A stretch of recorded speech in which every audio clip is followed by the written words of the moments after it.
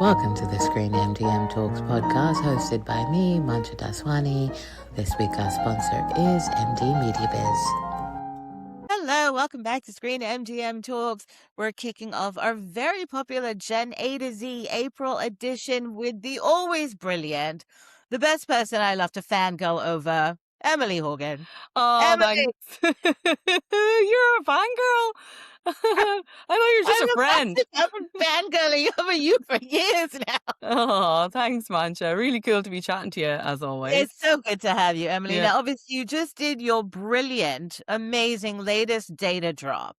So before we Yes. get into some of your insights, take me back. You're on your fifth edition now. What made you get up and say, I want to do a Netflix kids engagement report? Yeah, cool. I can go way back there, right? So yeah, the Netflix Kids Content Report has been going for five rounds now.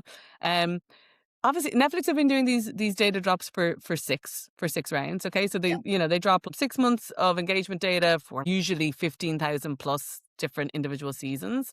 And the first one dropped, and I was like, oh my god, there's so much detail in here.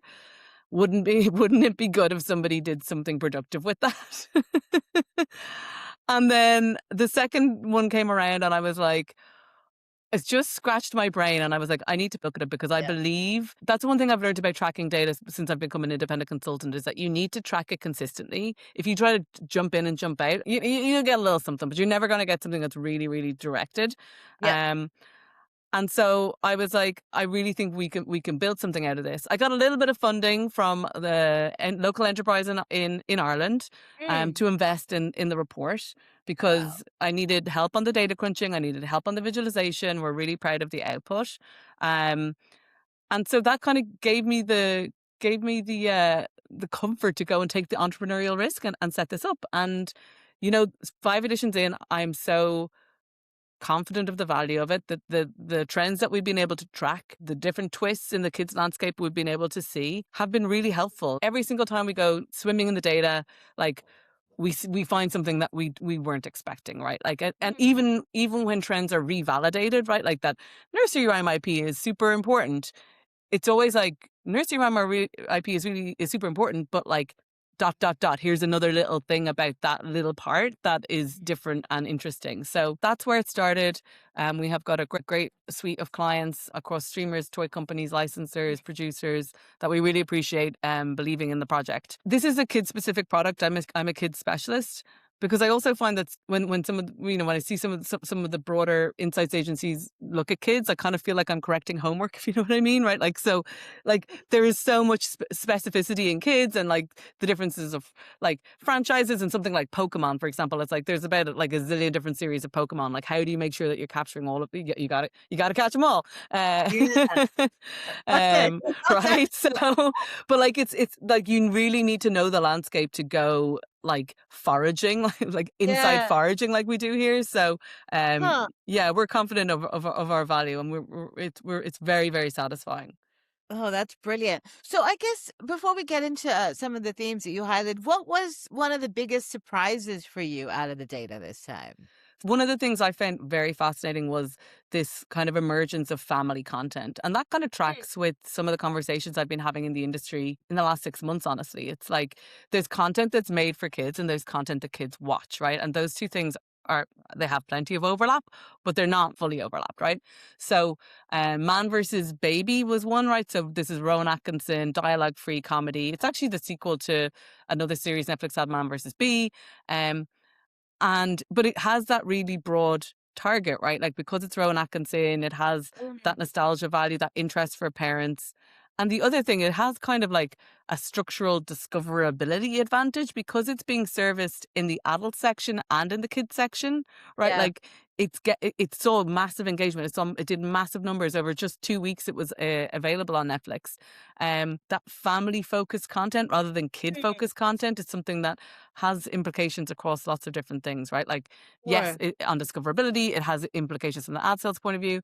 So it was really interesting to see a couple of examples of that. Man versus Baby was one, and the other one was then this LATAM old series from the 1970s, El Chavo del Ocho, and again they seem to have re-engaged with just resurfacing that old series, but it has this kind of Huh. nostalgia factor and did some really good numbers. So that was one of the interesting things we saw, and I think, you know, moves towards some of the conversations I've been having around like kids, family, the questions around that kind of thing.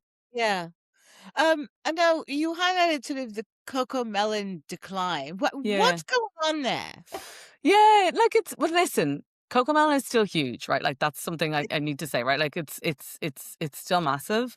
These engagement reports started coming out in 2023. Like it was probably still riding like a COVID wave at that stage, where it had been so like hugely consumed, and we have data from Nielsen, and we had like any data point you looked at, Cocomelon was massive on Netflix.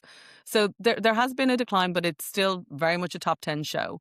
Mm, The interesting thing we saw is Little Angel, which is another another Moonbug show, to see a resurgence, right? Because mm, and that's what I'm saying about like, oh, there's always something new to see.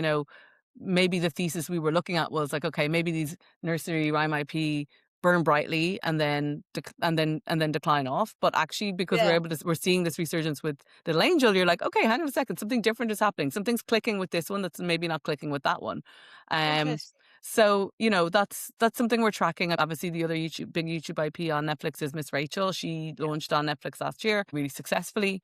Um, so all of that YouTube preschool IP is something that needs to be looked at. And there's other currents in it too. Miss Rachel's very much obviously an English language forward Yeah, show, right? Like she's not necessarily huge outside of US, UK, Ireland, Canada, Australia. Whereas Little Angel has a broader audience across LATAM. Like we know it's kind of followed in that market. That is something again. It's that's in mind for Cocomelon. It's very big English language show, but yeah, the nursery rhyme market across LATAM and other markets, they have some of their local players, and it's a lot more competitive.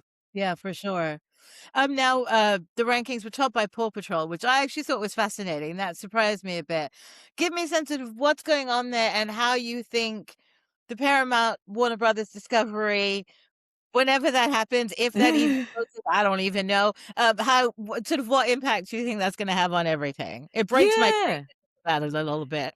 it is. Do you know what? I honestly think so we were literally in the middle of writing this report when that Netflix whiplash moment happened, where we all thought Netflix is good. Like we're literally getting the word count down. You know this feeling, right? You're getting the word count down in the story chains. And you're like, buddy, like I had 2,000 words on this. Like, what are you doing to me? You're killing me here.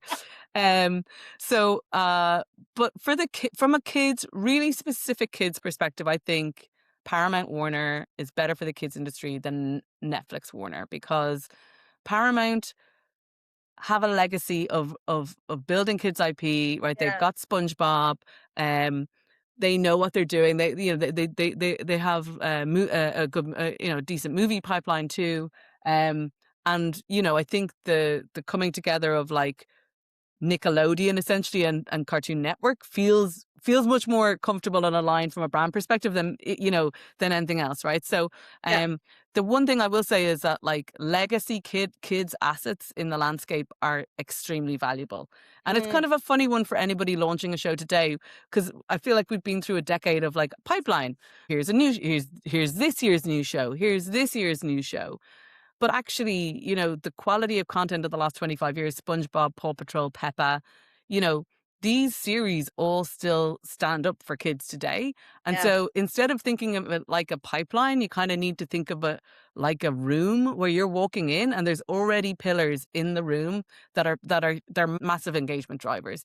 And yes, especially now, even as these IP are getting older, right, they're being passed down, and they're also getting some incremental comfort viewing. So rather than thinking of it like a conveyor belt, you need to think of it like a room, right? So if I'm going to put another IP in this room, is there space? How do I take up space from these massive franchises that are already dominating? And Paw Patrol still remains fresh. Obviously, they're still producing new content for Paw Patrol. They're still mm, producing new content for SpongeBob and for yeah, Peppa. And so that's who you're up. That's who you're up against. So if you're going to yeah, take a swing with the new IP, you really need to mean it, and you need to do it properly. It's not something this kind of look at the draw thing that You know, Mm. arguably Paw Patrol, Peppa, and SpongeBob. You know, there was a bit of luck there and in the landscape. Um, but also, as you know, where those assets land in the Warner Paramount merger, I think would be really interesting because SpongeBob is like Paw Patrol. Paw Patrol came out number one on preschool. That's obviously owned by Spin Master. Yeah. Um, but all these kind of legacy jewels are very, very valuable. And something like a SpongeBob that does huge numbers for Netflix globally. We know it does big numbers for Paramount in the US.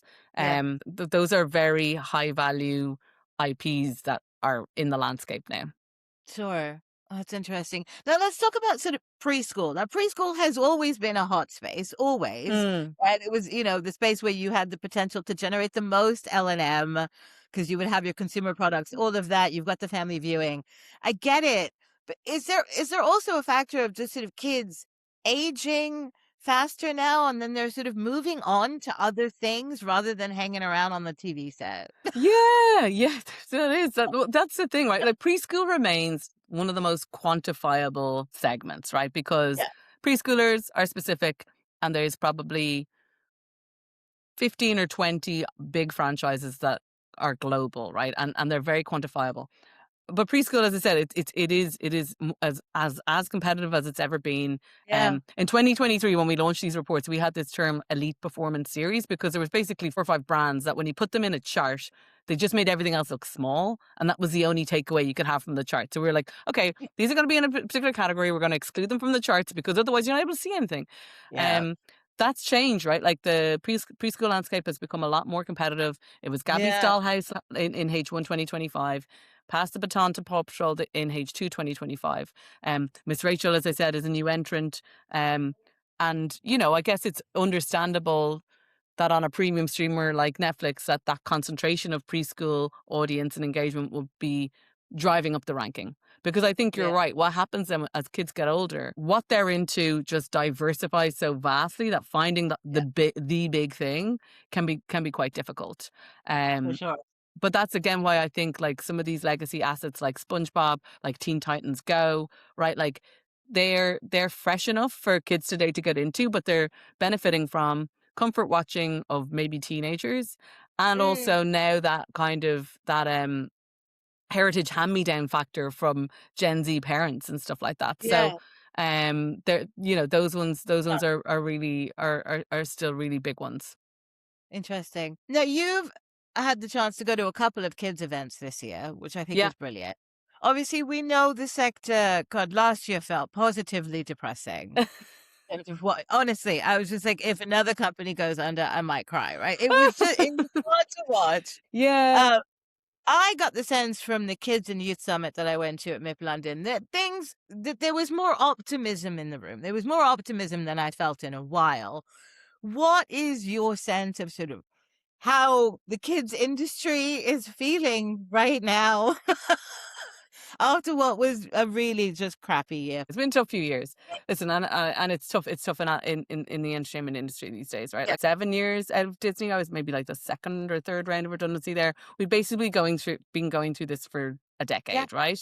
Yeah. Um, you know, I consider myself a positive pragmatist, right? Like I don't love to be in the doldrums and be negative. I love to think about finding a way through. But even with that in good intention, I found, towards the end of last year, I was definitely like, oh, what are we doing here? Like, what's the exit strategy? What's my exit strategy? Because I need to make sure that I'm safe and secure. I think this year there's been a bit of clarification, maybe distillation. As I said, I think the Warner Paramount thing is not a bad thing. There's still a lot that needs to happen in the kids industry in terms of, understanding where regulation's going to sit on platforms Yeah. like YouTube, but like with the Australia age restriction coming in, I know Yeah. that's been more so rejected in the UK, but trying to figure out where that all lands Mm. is is Mm. is is it is kind of the other shoe that we're waiting to drop. Mhm. And whether, platforms like YouTube are pushed to invest, and I think that's the real challenge. That's the thing that's sad in this whole thing is that like everyone who works in kids as an audience is rooting for kids, right? Like we're doing it because we care, and we're doing it because we love the audience, and the audience needs to be protected and invested in. I do think there's some pragmatism coming back in. People are getting on with trying things and doing things. If you're not doing stuff on YouTube, you're risking your business, right? Like if your entire business model is predicated on chasing a commissioner down a hallway at a conference, then you're at risk. You know, you need to be doing things. The producers that I'm most excited to speak about are the ones who are trying to do the things in parallel. And listen, I know it's really hard. Like I'm doing the same thing myself, like trying to move these things forward at the same time. But you know, we have to keep fighting. We have to keep fighting. The Yeah. audience is too important. You know. Yeah. So were there any other themes that came across in your 5th edition that you're going to be sort of looking at in particular as you prepare for the next one? So we've done the look on Warner. We're definitely looking to do the look on Paramount. Yeah. And I'll be sharing more about that on my newsletter, the Kids StreamerSphere on Substack. So we definitely want to do that review. And then I think there's this question of family content. We're also looking a bit at what we consider teen content, teen centered content, because again, the combustibility of that type of content is, you know, really quite remarkable. If teens think you're cool, which is not easy, but if they do think you're cool, then that, you know, that goes down to kids, that combusts up, right? Like that's very combustible in the landscape, right? Like millennials will think you're cool, kids will think you're cool, parents will think you're cool. So that's another thing that we're looking at. But yeah, it's been a ride with the report, and I just remain very confident and assured of the value of the insights that we're giving. And we're, you know, clients get the deepest cut of that. They get all the full debrief, access to me. We chat it all through. And then we publish some of it in the newsletter as we can. You know me too well. It's like anytime the data drops, I'm like, this is so fun. No, I love a good data drop. I Yeah. really do. I do. Well, Emily, this was amazing. Thank you. Yeah. Let's do this the next time you do a data drop. Yeah, let's do it. Always happy Okay. to chat, Mancha. You know, always like to chew the fat with you. No, I appreciate it. It was so good seeing you as always, and we'll do this again soon. Thanks for listening to the ScreenMDM Talks podcast, hosted by me, Mancha Daswani. Kate Roach is our VP of Global Ad Sales and Business Development. Production was done by Anand Patel. Musical score performed and composed by Jahan Raymond.